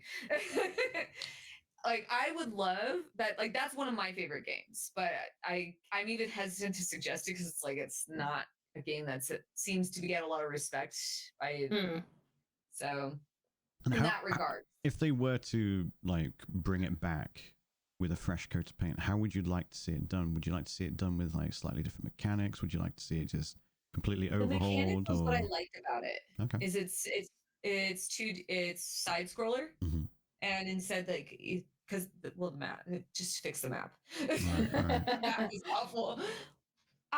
But the mechanics were what was so interesting about it, the way you recruited your party members, the way everything like I thought it was just the battle system alone was very unique for its time. Right. Assigning each character to a single button, and you had to time it properly in order to get the combos to work. It was a really unique game for its time. Right. Okay. I think for me, and Squeenix have done like remasters, technically like HD remasters, and in a lot of cases you're better off just modding it anyway. But for me, it would be Final Fantasy VIII. I would love them to do. That has such a soft spot in my heart. That was my first one on PlayStation. I would love them to do a 1-for-1, so not like with Final Fantasy VII, which is a sequel technically to Final Fantasy VII. Whereas I think, from what I understand with Final Fantasy VIII, they didn't have a lot of time to work on it, and that's why it was in the state it was in for a lot of. Like the story was kind of a little too convoluted. Like they were, because if you notice, like on PlayStation, each game came out like almost like 1 year apart. Oh yeah. When they had success with Final Fantasy VII, they were like, "We need the gravy train to continue," kind of thing. Absolutely. Yeah, I would love to see them do like in the Final Fantasy VII engine, but keeping it 1-to-1, but with Final Fantasy VIII. I think that would be absolutely fantastic. Yeah, don't make it like a weird sequel, prequel, whatever. Yeah, don't bait people in with the word remake and then be like, aha, it's actually a sequel. Got him. Kind of thing. I'm with you on that because I've seen people talk about wanting Final Fantasy IX remake, and I'm such a hater. I love Final Fantasy IX; it's one of my favorites. But I don't want to see that fully remade. I think it would be ugly. I think it works in the art style, like on that it was. Yeah, I don't think it needs to be fully like realistic. I'll send you a link later. There was a project on Twitter. I know what you're talking about. I've seen it. The Memoria project by Dan Elder and his team. Maybe like I don't think it's necessary. That's personally. That's fair. I think so. Eight is one of those. It's kind of like that the forgotten child. Like it doesn't really get a lot of attention whatsoever. And also, I'm a big fan of Triple Triad. Yeah. I streamed Final Fantasy VIII on like a while ago, and I was just playing cards. Like that was most of my playthrough. It's just I wanted to play cards with everybody. That's the thing, whenever there's like a mini card game added into as a mechanic into another game, like Gwent to Witcher 3, things like that. It ends up being like you talk to people and be like, "Oh, have you played The Witcher 3?" And they're like, "Do you mean Gwent with The Witcher attached?" And it's just like, all right, yeah, sure. I don't know what it was about that one with Final Fantasy because they tried it again with Final Fantasy IX and it didn't hit the same. Yeah. And then Final Fantasy VII Rebirth. I know you haven't played. It's not a spoiler, obviously. They brought in another card game in that called Queen's Blood. I don't like it as much. It just doesn't hit the same, man. I think with Triple Triad, it was just the simplicity of it. Like it was just literally like, okay, match the sides. Good luck. Yeah, and I think with every time they added another card game, this is just specifically for Square Enix, and Gwent's great. It's like they try to make it more complicated, like adding more strategy, more things to think about, and it's like, no, you don't need to do that. Yeah. Just go from 1 to 9A, and that's it. Yeah. 100%. Just do Triple Triad too, okay? 4 quarters, baby. I got it. How about you, Yebba? Is there a particular game that is probably from your childhood, I imagine, where you're like, oh, I would love this to be like brought back into modern times? Absolutely. So my brain, because it likes to be cheeky, said Peggle, which is not my answer. Right. But that is what my brain jumped to. I was like, I'd like one of those. No, I want Thief. Okay. Ooh, you're a stealth enjoyer. I love love that franchise. I love the world building. I love the mechanics. I love the weaponry. I love the missions. I played Deadly Shadows a multitude of times through. And I know that there was the fan-based one that somebody tried to make that's like, it was supposed to be like Garrett's daughter or something, and that was like the last time it like was ever like surfaced. But that is one where like my heart goes to. I would love to experience that game in an updated system, and just have it. I don't know if it had the same appeal as to like what I liked, like the hollow steps as you walk through, brick and anything like that, or the sound of the bows. Like I know that all that would change. That's all the like the nostalgia bombing that comes through, but I would love to replay that game. I also never played Assassin's Creed, and I never played like any of those types of stealth games. But I do like stealth, just in terms of a mechanic and what I want to do. Because I'm like, listen, I either go completely all out and I have to kill and annihilate everything, and it's fireball in the room, just going for it, or I have to avoid everything and just do it. Yeah, 100%. I have one qualm with Thief. And it's what I've just put on screen now with Thief 4, where they use a 4 for the E in Thief, and I'm like, why are you doing this? How? Who allowed that to happen? What are you doing? That's no. How dare you? How dare?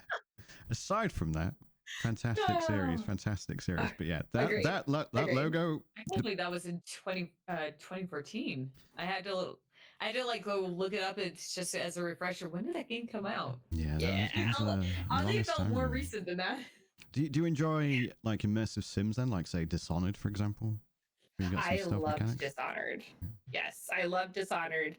That one I got a little frustrated with, because that one sort of hit me on the motion sickness with the first person for the little bit that I played it, especially with like the warping that you were able to do. But once I got used to it, it was okay. But the how easily they saw me though. I was just playing the game. I believe one of the words or one of the sentences I actually said was, Gareth would have been caught like this. Like, screw you. Yeah. This wouldn't have happened if I was playing him. God. I was playing Dishonored 2, and I was trying to do a like no kill run or a non-lethal run. Oh. And every time I would like use the like attach the brains kind of thing. So if anything happened to one, it happened to all of them. And I would like attach like 7 people together or something like that. And then someone would come running at me with a knife, and I'd be like, oh no. And then they would stab one of the other people by accident and kill everyone. I'd be like, I didn't do that. I literally didn't do that. There was one time where we were walking through like a town with half the buildings missing. And there's a guard, he sees me and he goes, you, and then just runs off the side of the building. And I'm like, no, I'm trying to do a non-lethal run. And I've got like 8 people killed by just existing. But like otherwise, fantastic game. Very, very good game. Very good immersive scene if you're into stealth and stuff. Sorry? It's typical day for you, Bryan. Just 8 people just died by me just existing. There was so many clips from that game where I'm like, I didn't do it. I literally tried to let people live, and they would just stab each other and wipe out an entire room. But yeah, like I'd attach them all together so I could trank one of them. Story. Seriously, there are so many clips where I'm like, no, don't stab him. Stab someone in the back of the head, and I'm like, oh, for God's sake. You were supposed to be tranked, but yeah, great series. I do enjoy a good immersive sim. I do enjoy them. Let's move on to Pulp and what you've been playing as of late. Obviously, we know you've been doing some I've been playing a lot of Mass Effect, dude. A lot of Mass Effect, but something that caught me by surprise, because usually when I'm throwing together the agenda for the show, I'll have ganders through the last 2 weeks of VODs by Peachy and Pulp, and suddenly I saw Legacy of Kain. I was like, holy, where did that come from? So how was your experience with Legacy of Kain? I was pleasantly surprised with a key for that one. And I was, before we started the podcast, I was talking about how my brother, I remember one of my older brothers playing it when I was a kid, and I because I was the baby sister, I was always told, you're too young, you can't play this. So I went out of my head. So when I saw the remasters coming out, I was like, that sounds dope. And then I got sent the key, so I decided to play it one day. Because on Sundays, that's usually like what I play. Games that are not really like, you know, not normal for me. Like, you know, maybe an indie game, maybe something that's just kind of out of left field. And I really liked it. It's an excellent remaster. It looks great. It also has that great button where you can switch back and forth to see how it looked in the original and go back and Oh, that's cool. Halo did it. I know the Master Chief Collection did that too. Nice. And it's one of my favorite things to do because you'll be like in the middle of it, like, I wonder what this looks like. Yeah, you switch and you're like, oh my god. And it's like, oh my god. Yeah. Like I would do it in the middle of cutscenes. Like I was I didn't get I fought like the first 2 bosses, I think, in Soulreaver 1. And it was when I was fighting the first boss, he was talking to me and I'm like, what does this guy look like now? And just seeing just the pixelated mess, I'm like, yes, it's so good. Did you find exploration pretty difficult in that game? I hated the swimming in too, man. Right. I don't know who because I went before I think I got like 4 hours in. I was in deep. Right.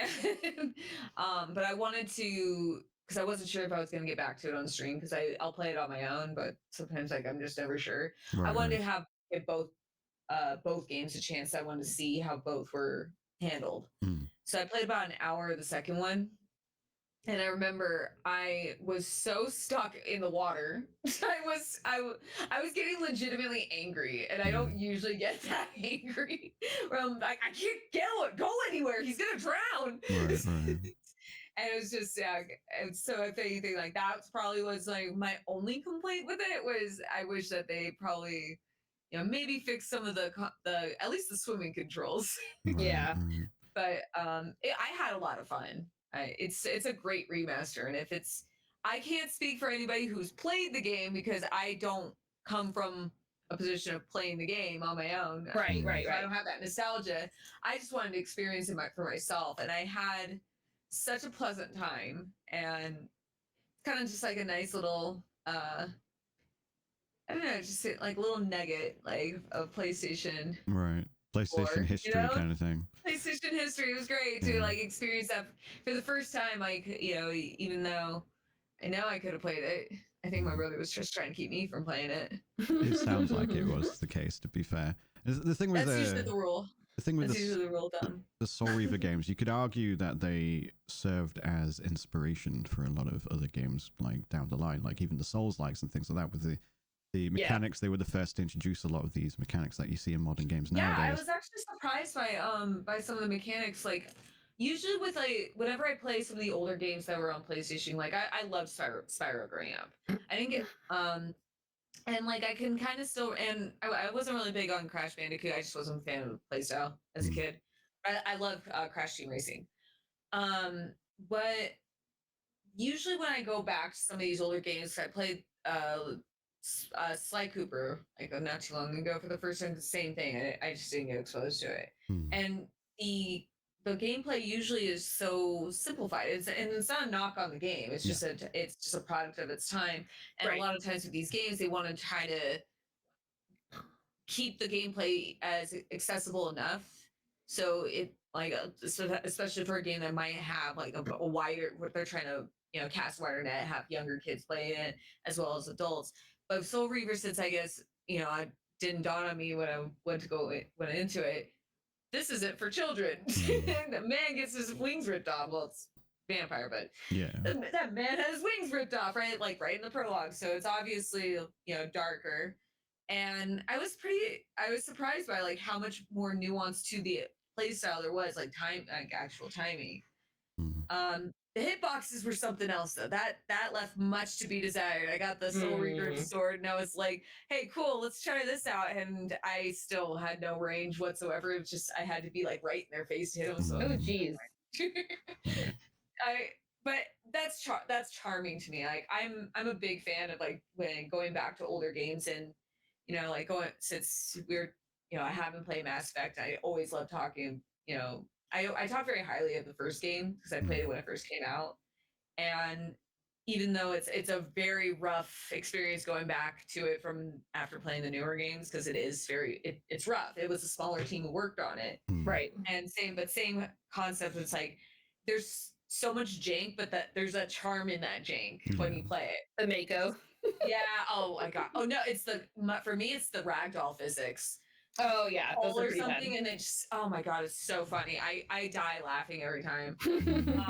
But in a good way, so the same thing with Soulreaver is like being exposed to what jank was in that game, and it's great. I enjoyed it immensely. Obviously, Soulreaver's Highly recommend. Soulreaver's quite a beloved series, and my theory, obviously, I mentioned it previously on the show when they basically hinted. I think it was at I want to say E3, not E3, but Summer Games Fest or something. There was like some exhibit, and Someone like took a picture of a it was like a figurine or something. Yeah, it was a figurine, and it was labeled like Raziel Soulreaver 1 and 2 remaster, and that's how people were like, wait a second, there's a remaster. And my theory is they're doing a remaster to test the waters with the IP. So even when it released, it kind of stuck out there because I didn't even know it was released when I got the email. Right. But with that in mind, and now that you've played the game, is it an IP that you'd like to see explored further? Like, have you found yourself getting attached to the characters and the world of the Legacy of Kain? Yeah. That would talk about older IPs being revived. So it's like when you go back to these older IPs, it's such a time capsule to go back to the early 2000s. Well, I guess I was 99 when that game came out, but like late 90s, but especially the early 2000s, how games were approached. Like there was this very distinct style, like this edge that all the games had, and it's very hard to take them seriously sometimes. Like, I mean, I love it because I grew up in that era. Right. But if like you have like a younger audience, or you're trying to bring in a newer audience, they might look at this and be like, this is kind of lame, but it's like that was cool back then. Yeah, that was cool. So it would be nice to see, like a good example is always going to be God of War 4 when it came out. Like, you play the original trilogy. I know there's a PSP one, but I don't count that. But the original trilogy of God of War, like Kratos was exactly like that archetype. That I'm discussing is that he came out. He was popularized around that time where that was how we were writing our characters. So you had the Prince of Persia, edgy Prince of Persia game. Yep. Yeah, and that was just such a product of that time period, such a time capsule to go back to them. But it is going to be a little harder for like a younger audience to go in, and because they're not going to have that nostalgia. And it would be great to see games like that be modernized, a la God of War 4, and see what you can do with it. Because like vampires, like vampires are cool, man. I know, I love vampires. I love vampires so much. Like Vampire the Masquerade, one of my favorite games. But like, it would be great to see like how could we modernize this to bring in a new audience that would also not just appeal to the nostalgia that to the millennials, to the millennials, to us. To me, everything's about me, and but also to bring in a younger crowd. It doesn't have to be just necessarily like Gen Alpha, but like you can or Gen Z, but like it could be like bringing in a new crowd, like people who might that kind of style wouldn't resonate with them even when they were younger. But you see how well received God of War has been, God of War 4 and Ragnarok. Yeah, they're basically completely different games, but it's the same character. And you go in, you see like Athena in the first game, like, and spoiler, but sorry guys, it's an older game now. Yeah. But you see like characters and like callbacks to the original trilogy, so you're appealing to that nostalgia. Right. And yeah, it would be great to see something like Soulreaver be also given the same treatment. That'd be great. How about you? Hopefully it sells well. Hopefully so. Did you ever play the Legacy of Kain series or? Yebba? Me? Oh no, no, I have not.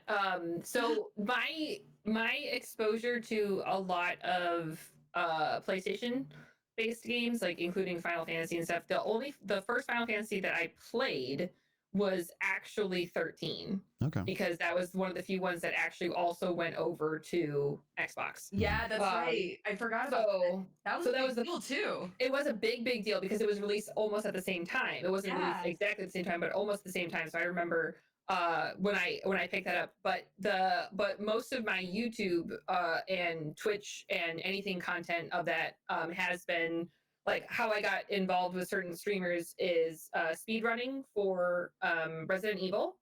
Any type of I don't remember if they're like called percentage challenges or whatever they called for any of the Final Fantasy ones. So like that was really like my actual exposure to that. There was a couple other ones that snuck in there, but like I've played Street Fighter, I've played Tekken, I've played a couple of the fighting games, but really like it's still kind of a whole. Right. For me in terms of my gaming experiences, because I mean I have it right here, but I have my Xbox, I have my GameCube, I have my Nintendo 64, and I have my Switch. And then I just got a PS4 last year that I bought resold from somebody. So that's like the first time I've ever owned a PlayStation system. And I've been having a good time going back through some of the IPs, and I've always had a great time watching people, especially folks that love it. I just to experience those games along with them. But I would eventually in the future like to be able to play and try out some of those games. So yeah, for sure. It's funny because I'm like the opposite of you, whereas I only played Nintendo games at other people's houses. Otherwise, my first console was the Sega Mega Drive, which I believe you guys called the Genesis. And then after that, it was PlayStation. And then eventually I got an Xbox after having... I never had a PlayStation 1, 2, or 3, or any of the Nintendo consoles. So like people were like, wait, you've never played Zelda? Breath of the Wild was my first Zelda game. He was like, no. I know. I remember when you told me that. I was blown away. Yeah, loads of people like, what do you mean you've never played Zelda? I'm like, I just didn't fucking have the console. What did you want me to do? Yeah, and that's where I always say like I benefited a lot by having my older brothers, because I didn't get really exposed to PC gaming until like 2018 when I got my PC to stream. But I was originally getting it so I could play console games. And then I got really into PC gaming. But so I was very, very much a late bloomer. All of my exposure to video games was always like NES, I had SNES, I had N64, PlayStation 2. I had it. The only one I didn't have was a PlayStation 3. And I did have a Wii U. Those are the only two I've never, like, of the older generation. And has 360, because everything that's Xbox for the most part is on PC. Right. Yeah, I picked up it after the 360 instead of PS3. Then I got the PS4 instead, so I could play what I missed out on. And then I wasn't really interested in the Xbox. I think it was the one back then, right? And then now with the X Series or Series X, it's like I have a PC that can play most games. Same. It's not a big deal. Yeah. But I have a Switch. I have 4 Switches. Yeah, you do. The collector's Switches. Peachy and Bryan make fun of me all the time. I bought one of them's like super old, like from when it first released. Then I got the Animal Crossing one during COVID. So I had, and then my husband bought both of us the OLED when Breath of the Wild 2 came out. Kevin for your addiction. It's fine. We understand. It's fine. He's my enabler. Absolutely. What games have you been? Sorry, what games have you been playing recently then, Yebba? I have done so. Currently, I'm playing on my off time. I'm playing Potion Permit, which is the cute little indie game you play as a chemist that comes from a major city. It's very Stardew-esque. It's very stylized, kind of like a JRPG. Okay. But it kind of reminds me of Octopath. I think is probably where my brain is leaping to. And then very basic combat, very basic mechanisms, all MIDI games to complete potions, all that type of stuff.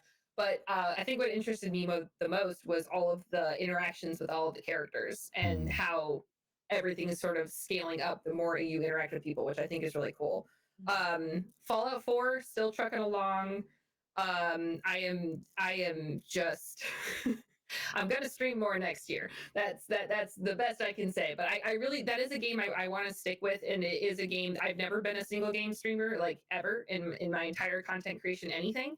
But that is a game that I want to stick with simply because I love the community interactions. I love just being able to experience it, and then also just kind of have a helping hand to help me be a little bit more focused instead of just fucking off and making settlements all day long. So I would do that.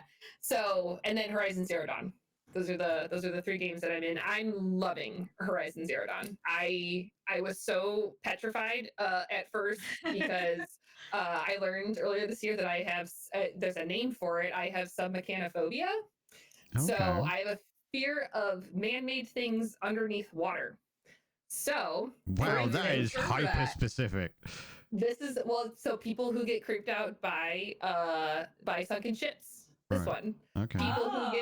People who get creeped out by I don't know, the filming of Lake Placid with the mechanical crocodile and envisioning that it's going to come to life and kill you. So like that's the irrational fear. Yeah, that's the irrational. I was terrified of the one ride in Disney World at Epcot that had a troll that came out of the water. Absolutely petrified. I could do Space Mountain, I could do Splash Mountain, I could do all of that stuff. I could not do the lazy boat ride that has a troll that comes out of the water. They used to have, I don't know if it was Disney, but like one of the US based amusement parks had the Jaws ride as well, didn't they? But they've gotten rid of that one. Yes, that's Universal. That's Universal Studios. So fun fact, as I was growing up, I'm obsessed with sharks. I actually love sharks. I've gone swimming with actual sharks. The thought of being, the thought of being in the water with a mechanical shark is more terrifying than the 8.5-foot bull shark that I swam with, which is the most deadly shark in the world. So you're the complete opposite of me. I'm terrified of like dark water. I could go in the ocean, but I can't. Once I can't see my feet anymore, I'm out. I have to swim back to shore. Thalassophobia. Yeah. And same like, so I won't play games like Subnautica. Just I can't. I'm not down. I'm not down to play games like that. So that one I could handle because they were aliens. So like the fact that it was so disconnected from my reality, it didn't connect nearly as much. I loved and I also extremely hated Subnautica. And that was a fun one. There's a lot of clips from past Yebba life in that one because it was lots of strings of swears coming out when those warpers came out. So but no, I 100% feel you on that. I actually had people who were like in my community who were like, I'm stomaching this, even though I have a fear of open water. I'm stomaching this to be here with you. I was like, oh, thank you. You're so nice.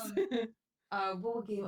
I was playing The Forest with my community one time, and I remember going in one of the caves, and one of my mods was like, "There's dark water over here." I'm like, "Oh no!"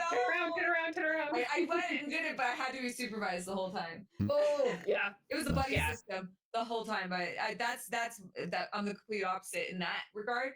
Like I don't know what's in there, what lives in there. So and I love whales.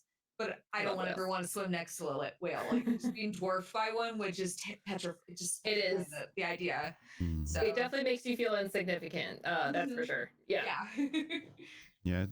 With Horizon Zero Dawn as well, it's one of those games, especially the sequel, that kind of, like I say, goes under the radar because it's a AAA game and it's been relatively successful. But of course, it came out at the same time as Elden Ring, and people are like, "Bye, Elden Ring's here," and it didn't really get talked about. I remember that. Yeah, but it's actually like it is a good series. It's a good IP. Games. They're not the same. Oh no, by all means, but like a lot of games postponed their releases because of Elden Ring, despite being dramatically different genres, and yet Horizon Zero Dawn like, no, we're fine, and just people just immediately. Forbidden West that came out. Yeah, so that's what I'm saying. The sequel came out at the same time. Yeah, so people were just like, "Oh no, we're done with you. We've played you for a week. Elden Ring's here for the next 140 hours," kind of thing. And it's a shame because they are both genuinely really good games. Like mechanically, the facial animations, things like that. I remember when Forbidden West came out, and there was like the drama around that too. Like briefly, it's like just one person on Twitter starting but like it doesn't matter. Like they're not the same. They're not the same game. And it is a shame because like I still haven't played Zero Dawn. I own it, but I never played it. I bought it because everyone said it was great, and then it was one of those games. Like I think I had like legitimately, I probably had a migraine or something when I was playing it. And I'm like, I can't focus on this, and I just checked out, and I never went back to the game. So it's not been any issue with the game itself. Just probably me issue. But yeah, I have. So that's one that's been pretty exclusive to YouTube for me, and that's one where people were leaving really helpful hints, and I think that's the thing that I have enjoyed. I don't mind getting help in Fallout 4. I think if I had backseat gamers in Horizon Zero Dawn, I actually probably would have gone crazy. So that is one of those that I like, that I'm recording it and then I'm putting it up, and I'm not having to live through that, because also I don't want to frustrate people who are watching either. Like I don't want them to necessarily I tried so hard to learn all of those mechanics. I went through the entire journal to find out all of the weaknesses, which I highly recommend if you do end up playing the game, is to look at the journal and do all of that. So like that is a game that I think is great. Horizon though is pretty linear in comparison to like Fallout though. Like, because Fallout's more because it's choose your own adventure, so to speak. It is, yeah. So there's a good mix of side missions that you can do kind of at any time. I meant like the story, like all storyline thing. Yeah, that's what I meant with like linear. Like, is in like it doesn't deviate. You can't really deviate too far. There's a main story. Yeah. And I feel like I could agree with that, because like games like that where it's like it has your story, you have everything, like they give you all the tools to succeed. It's better for you to do it on your own. Yep. And then games like Fallout, where it is beneficial because it's like, hey, did you know you could do this? Yes, which is what I like hearing. Very much so. Yes. Yeah. So what we'll do, we'll get things wrapped up. So for anyone wondering, I'm obviously still playing Path of Exile 2. If you want to see footage from that, look at my VODs, check out my YouTube, there's build guides, etc. I am a PoE2 Andy now, and will be probably for the next couple of months. But otherwise, we'll quickly just fire off some of the smaller topics, just bullet point them in case people are unaware. Oblivion, as in the Elder Scrolls, a remake is possibly announced next month. There is a rumor of that. We did already know that there was a project from the massive Microsoft leak a while back, but now it's been a bit more solidified, because back then it could have been like, oh, it was on the table and then it could be shelved, whereas we're pretty sure it's going to happen now. There is, I forgot what it's called, there's a mod, Skyblivion, which is basically Oblivion in the Skyrim engine.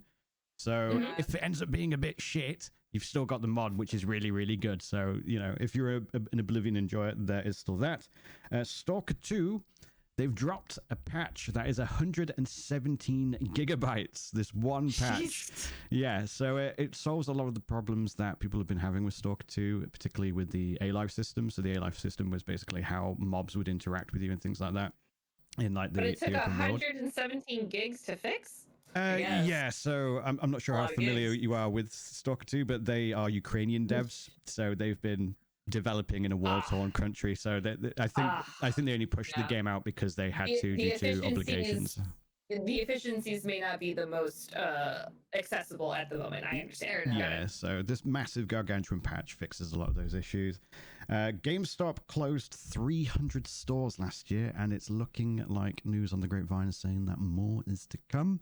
I think this is indicative. Yeah, I think it's indicative of like physical sales just basically not really being a thing, especially in like Western countries. It's fair play. Sucks to be a GameStop employee, however, but you know, they're seemingly shelving a lot of things. They already got rid of Game Informer as well, which was probably one of the better ways to make money for them. And it was, I think, a faux pas on their part, but it is what it is. Sorry, you're going to say something? Yeah. Well, they probably were selling it, to be honest. That's probably true. Yeah. It's just, I think brick and mortar has also just had a really hard time in general, existing in comparison to online shopping and, you know, the beast that is Amazon. COVID world. It's everybody's just, they don't really want to go shopping in person. So yeah, 100%. Kind of things. And with regards to Pulp, you'll probably be happy about this. Sony are no longer acquiring Kadokawa. They have become the biggest stakeholder. They're 10%. Thank God. Yeah, so they've got a 10% of the shares. Now do something smart with Bloodborne. So don't you want money? So that's the thing. So they have shares in FromSoft specifically, but now they are also the largest stakeholder in Kadokawa. The specifics are the deal is they will be doing collaborative efforts for transmedia. So obviously I've mentioned this in previous episodes. It looks like they're actually trying to be like, oh, let's make animes based on our IP and stuff like that. And it looks like they're going to be going via Kadokawa. So we'll probably get shows and stuff. Yeah, absolutely. I support that. Yeah. Yeah, I wouldn't. I know Arcane hasn't really generated anything for Riot, but I think from a critical acclaim and from an adaptation standpoint, I think it's absolutely stellar. But I know that is a way to get some of that cross promotion to get people interested in the game. So I'm hoping that it has a little bit more success than League of Legends, and Riot Games in general, so even with different mediums. Well, there could be good. There could be a lot of good could come out of it. Yeah, that's an interesting topic, to be fair, because I remember seeing that article. I can't remember. It was Arcane. Yeah, so it was. I can't remember who the outlet was, but they were like, "Oh, like reportedly, it's made fuck all money for LOL." And I know for a fact, millions of people would have gone, "I'm going to check out LOL," kind of thing, 100%. And it would have generated some form of revenue. Is it something where you can be like, oh, did it generate enough revenue directly through LOL? Probably not. And that was never meant to be the case anyway. If anything, Arcane is going to be a loss leader. It is a Halo product. It is a product where they go, look how fucking sick our IP is. Look at this world that we've created. Exactly. And now the Riot MMO is going to be based on Arcane and the subsequent side. Like they're doing, I think the next one's going to be Noxus and stuff like that. So all of these. Like, it's crazy how many, like, there's also been so much cross promotion for Arcane. Like, just hair dyes. Merch. Yeah.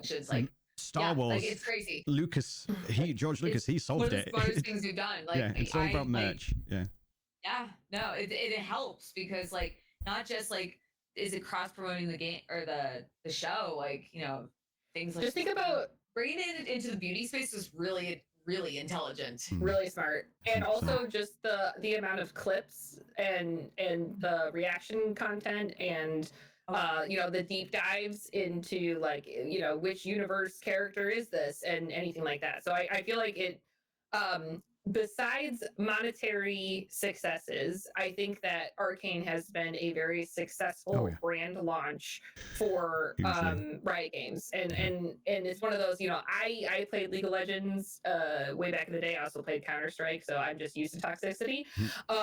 So it's just one of those things. I was written it, yeah. Don't resent the dark magic to me, which I was there when it was written. Yeah. So that whole thing. But it was it is one of those. I'm glad to see so many people start to get interested in it, and even just from the esports perspective. Like, I know people who are just like, I'm not going to play myself, but I found, you know, Suntopolis or like whoever. That's a buddy of mine. But yes, it's one of those that, like, it's, you know, I think that is generating more brand and franchise goodwill that I think people are giving it credit for. Yeah, 100%. Absolutely. Like, Arcane single-handedly has established the IP, like the brand recognition is going to be there. Like setting itself apart from the source material in a way. Yeah. It was so smart to pick Jinx. It was so smart. Yeah, I mean, to be fair, it's literally due to its success, Riot have like pivoted from their original plans, and they're like, yeah, we're just going to base everything off the shows now. The shows are now the canon origin stories, which I think is fantastic. Love it. But let's get shout outs out of the way. So Pulp, we'll do you, and then we'll go to Yebba, and then myself. So Pulp, where can we find you? Hi, I'm Pulp Fictionally. You can find me on all my social medias under Pulp Fiction. I'm not on Twitter anymore, so yeah, I can say that. No one's pulled my name. But anyway, I'll be on later tonight. I'm still I'm finishing up Mass Effect 3. I'm just about to go to Sanctuary. I'm probably going to skip over all the DLC, and maybe I can even finish the game today. And tomorrow I'm going to be doing Mass Effect 3 multiplayer with my community. Yeah. Nice. My name is YebbaDebba. I am also thankfully YebbaDebba across all platforms. You can mostly find me on Twitch, YouTube, Threads, as well as Blue Sky. I am dabbling also in TikTok, but that's, you know, we'll see where that goes. And yes, so Fallout 4 still continuing. That will be on Twitch, and then I usually put out 2 videos over on YouTube. I'm going to have to crank out some that I've been missing over the holidays, so you're probably going to get some other surprises for Horizon Zero Dawn soon. Fantastic. Cool. And I'm Bryan the Pirate. I am an action RPG Andy, as you might say. If you wish to see my content, you can find me on just about everything ever under Bryan the Pirate. I'm going to be playing some more Path of Exile 2 after this show. Give me about 5-10 minutes just to say farewell to the ladies, however, and have a tinkle, because I really need one of those as well. Too much tea. And then we'll be back with some PoE 2. Thank you to my co-hosts, as always, especially Yebba, for joining us on the show today. You've been an amazing guest. You. We look forward to Thanks for having me. Absolute pleasure. We look forward to having you on again, where we can perhaps talk about the rest of the indie games you list. Sorry, we didn't have enough time there. So many lists. No, it's totally fine. Many games. But you can find us on Twitter. I'm going to eventually make something for Threads. It's just a pain in the arse, man. Okay, like I will eventually make a fully rendered for the other social medias, and of course you can find us on YouTube. This show, if you only caught it halfway through, will be available on YouTube in the next couple of days. But that's going to be it from us. Thank you all very much for watching. Farewell. We'll remember you. Bye.